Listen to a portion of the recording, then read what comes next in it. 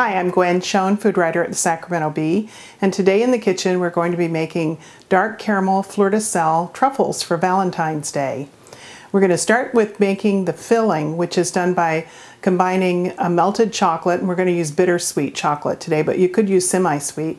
And we're going to make a very thin caramel base to add to the chocolate, and once that's finished we'll chill it, and then we'll go ahead and roll the truffles into pretty shapes for Valentine's.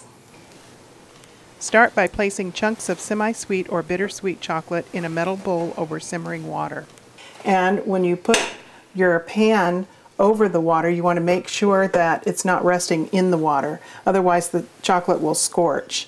So we're going to start, this is nice and melted, and once that's nice and melted, we're going to make the caramel base that we're going to add to the chocolate to make the filling for the truffles. So while that's sitting there, staying nice and melty, we're going to start making the caramel, and we're making that with a 1/3 cup of sugar and 2 tablespoons of water. We're going to bring that to a boil and let it boil for about 4 minutes until it turns nice and dark golden. And once it starts to, the sugar crystals start to melt, you want to take a wet pastry brush and wash down the sides of the pan so that there aren't any sugar crystals left on the sides of the pan, because that'll cause your caramel to be grainy. So once it starts to boil, we'll stop stirring and just let it cook until it turns dark golden amber color.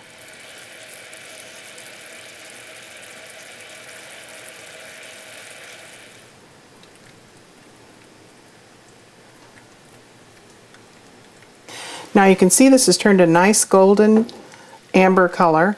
We're going to pour in 2/3 cup of heavy whipping cream, and it's going to bubble.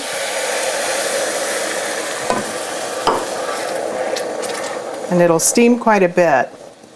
It's supposed to do that, but it's kind of a surprise for people who've never made caramel before. And turn off the heat and stir it until it gets nice and creamy and the bubbles disappear.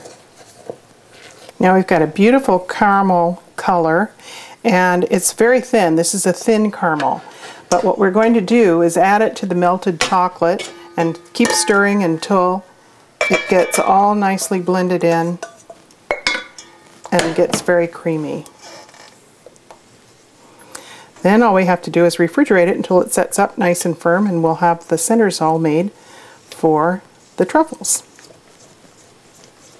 Now the dark chocolate caramel filling has been in the refrigerator for about 3 hours, so it's turned nice and firm. And the next step of making the truffles is to make the centers. What we're going to do is take about a tablespoon of filling, roll it in a ball, and then roll it in cocoa, unsweetened cocoa powder. And then once we've done that with all of the fillings, we will dip that in another layer of chocolate.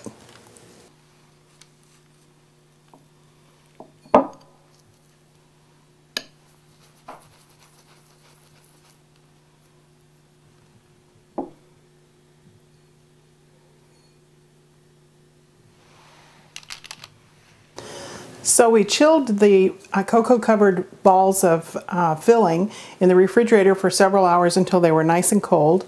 And the next step is to dip the truffles in melted chocolate. And just for an interesting combination of flavors, I'm using semi-sweet for the coating, and I used bittersweet for the centers. So all you do is take the cocoa-covered center, drop it in the chocolate, roll it around a little bit with 2 forks, and then hit the fork on the side of the bowl a couple of times to knock off the extra chocolate. Put it back on your wax paper, and you can make a little decorative top to it.